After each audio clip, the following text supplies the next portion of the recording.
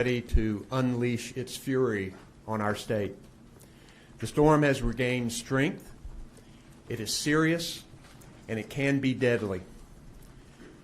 The message this morning is this: get to safety and stay there. Don't let your guard down. This won't be a brush by. Whether it comes ashore or not, the eye of the storm will be close enough to cause extensive damage in North Carolina. Conditions in eastern North Carolina are deteriorating rapidly. Overnight, Dorian strengthened to a Category 3 hurricane. This is a dangerous storm that is already spawning tornadoes in our state. A tornado touched down this morning in Brunswick County, causing some damage. The latest forecast track is more dire. Up to 10 inches or more of rain in coastal areas, and from 3 to 6 inches in central North Carolina.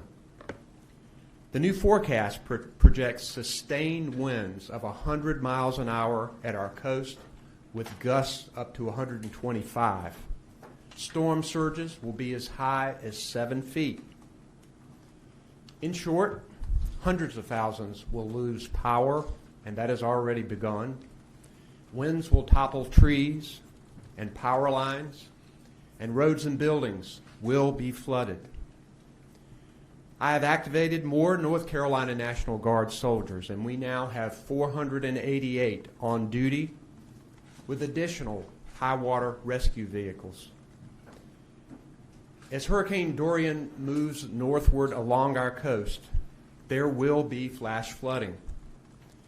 I urge everyone, even those inland, to pay close attention to flood watches and warnings and be ready to evacuate if asked to by local officials. Remember, it only takes a few inches of water to cause flash floods and to wash your vehicle off of the road. The majority of deaths in hurricanes are from drowning, and we know that all too well in North Carolina. Never drive on flooded roads, and never drive around a barrier. It's there for your protection. Turn around. Don't drown. Don't risk your life and the lives of those who may have to rescue you. We have more than 50 shelters open today in our state, and more than 1,000 people are already using them. We have 45 school districts that are closed today and 5 more that are on early release. We appreciate the media for getting information out to people, and it is important for everyone to have reliable sources of information. North Carolina can provide those as well. You can go to readync.org or to drivenc.org. The NC 211 hotline is operating today. And for the hard of hearing citizens, please dial 888-892-1662 to reach someone to assist you. 211, that number is free and confidential, and multilingual operators are ready to assist you. We know there's going to be some damage. We know we're going to need help, and if you want to donate your time or financial assistance, please go to nc.gov/donate. So please remember to stay alert, keep informed, and be ready to take measures to protect yourself and your family and your neighbors. Look out for them. I want to thank all of the people who are working here at the Emergency Management, EOC, the Emergency Operations Center, and here at Emergency Management. We have people all over the state working. I want to thank Duke Energy, Dominion, the electric co-ops, and electricities for their work. They are embedded here with us and are working to get people's power back on as quickly as they possibly can. We also have a leadership team with us today. We have Emergency Management Director Mike Sprayberry, Public Safety Secretary Eric Hooks, our Transportation Secretary Jim Trogdon, our North Carolina National Guard Major General Jim Ernst. We have the Commander of the North Carolina State Highway Patrol, Colonel Glenn McNeil. We have our FEMA Coordinating Officer Libby Turner.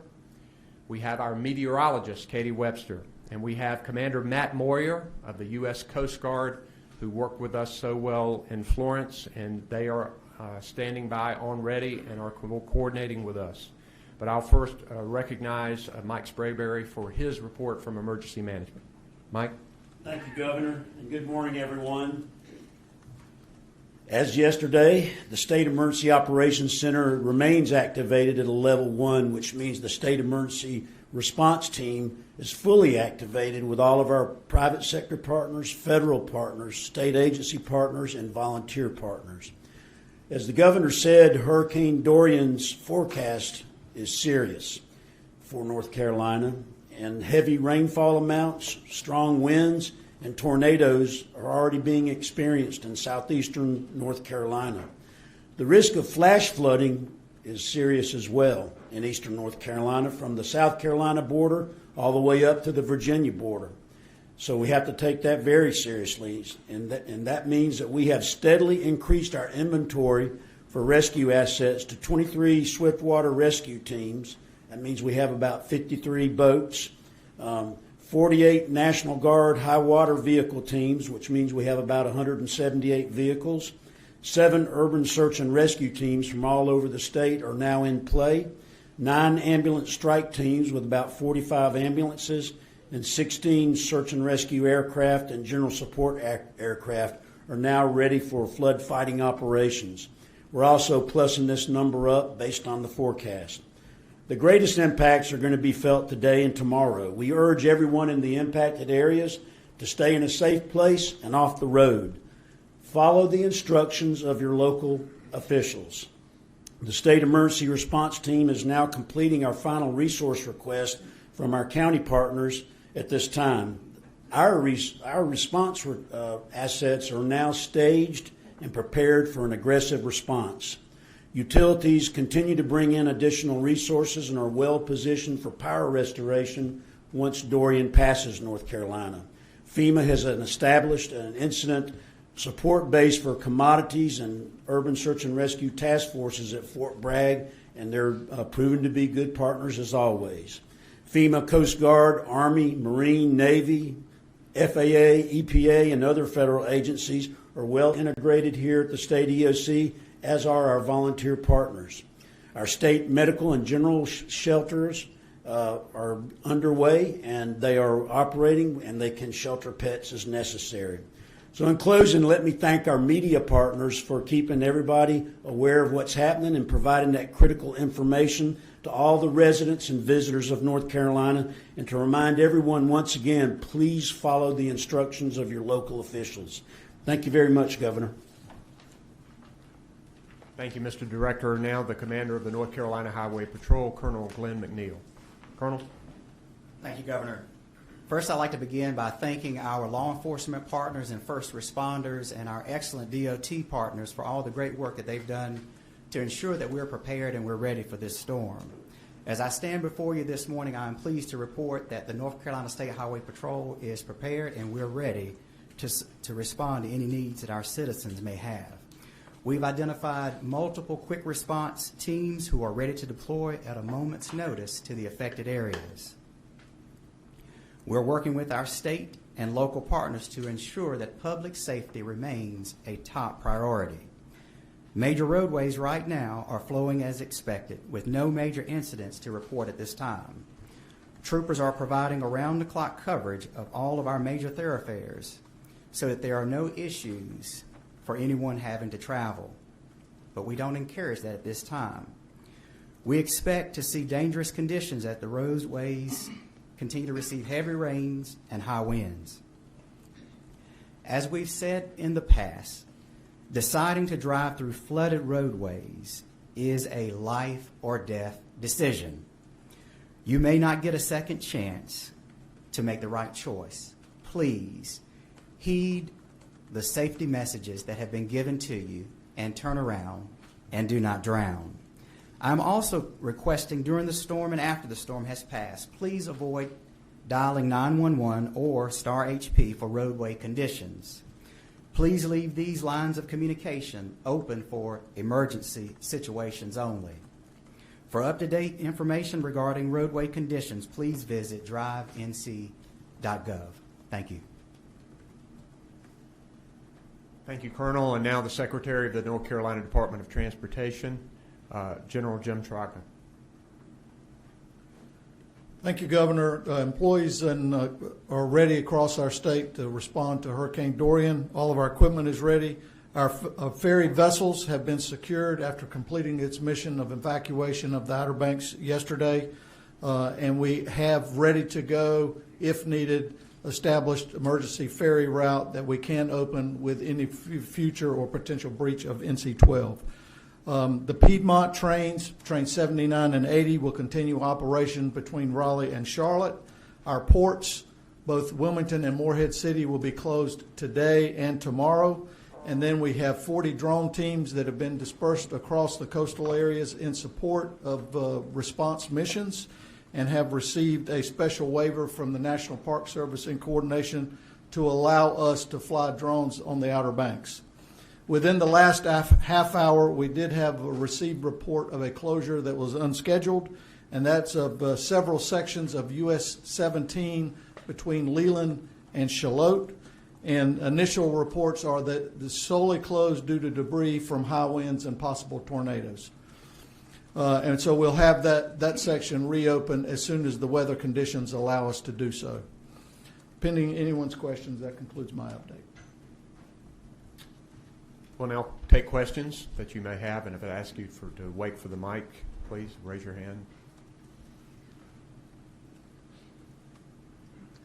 So we've still heard from people who are not willing to evacuate. They want to stay. I mean, what do you really want to drive home with them, especially due to how difficult the course of this has been to track?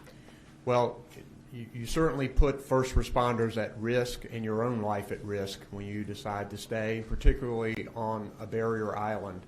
If they have not evacuated at this point, I'd get to the safest place that I possibly could, communicate that to people who are inland to let them know where you are and stay as safe as possible where you are.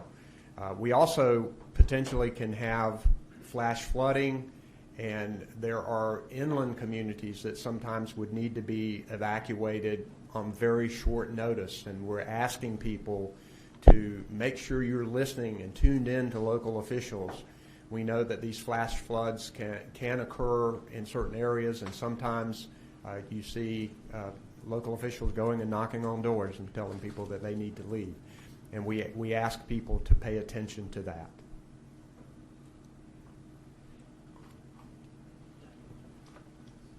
I think this is for Secretary Trogdon. Last year we saw pretty historic monumental flooding at roads and highways, obviously I-40 and 95. I mean, what is your expectation based on what the weather people have told you and what your engineers have told you about the expectations of what we could see in terms of road closings? I think people who just moved to North Carolina last year would think that might be the norm during a hurricane. I wonder if you could just discuss that. Fortunately, we don't anticipate today the same volume of water that we saw for Hurricane Florence and Michael. However, in specific locations, based on the increased projections of flash flooding that we've just gotten in the last, in the last update, there's possible locations that we could see significant flash flooding, impacts to roads, rapidly deteriorating conditions from, one part of the day to the next. So we're fully prepared to respond to that. Several of the things that we've done since Hurricane Florence to date was work closely with emergency management and the FIMAN system, and we're adding components. We added 40 more stream gauges to help us close some of the gaps that we had in prediction. So we're really trying to be able to predict much earlier when these conditions could occur, so we can help get that information out. So I don't think we'll see the significant broad impacts like we had all the way through the Piedmont up through Greensboro and Winston-Salem. However, localized, we can see the same kind of damage in more local areas. Just to confirm, those new stream gauges were since Florence? Since Florence, that's correct. And we're not expecting the kind of riverine flooding that we've seen. We saw in that storm? Nothing like it, right? Based on the rainfall totals? Not as broad spread. We're still looking at individual locations. You may get that same kind, but broad across North Carolina, no. And more of a flash flooding situation or a 2 days after the storm passes situation?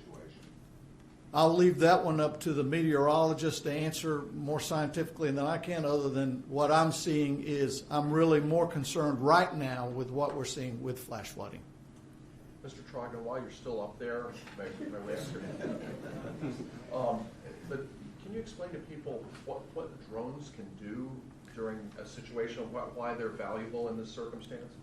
Really compresses time. So, for example, if we have an isolated location that's damaged, once we're able to see it visually with a drone, we know not that it's just damaged and closed, what was impacted, how large it is, better estimates, what materials we'll need, how much trucks, vehicle support, equipment we'll need to get that repaired faster. So it really helps us shrink that time from damage, assessment, response, and recovery much, much more compressed.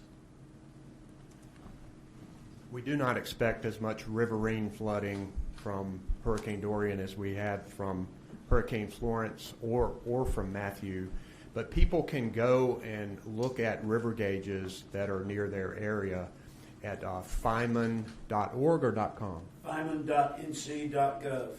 Fiman.nc.gov, and that's Fiman. Yes, Jeff. Governor, if you would, you mentioned, I believe, 50 shelters, about 1,000 people in those shelters right now.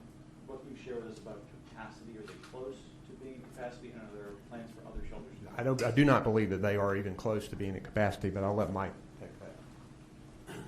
So that's correct. They're not close to being at capacity. We first used smaller shelters throughout the counties. We have a state shelter over in Durham, which is not close to capacity. But we are trying to look into the future to see what we might have to do as the event unfolds. We want to be well prepared. But for instance, Dare County has some of the population is evacuated to Nash County and things like that. And also many of the counties have also stood up their own shelters.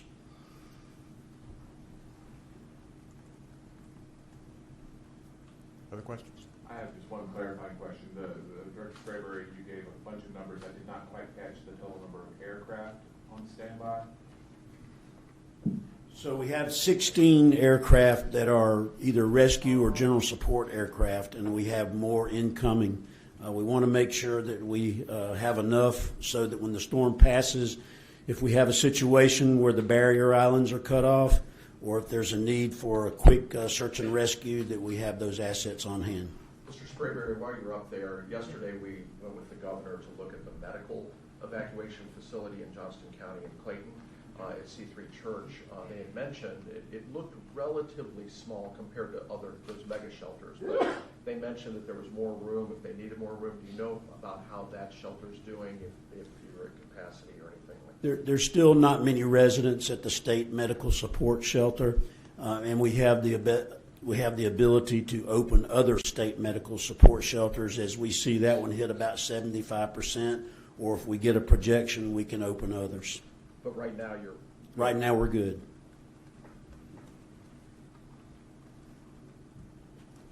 Okay, we will likely be back at 4 p.m., guys. Is that right? 4 p.m. for another briefing. Thank you very much.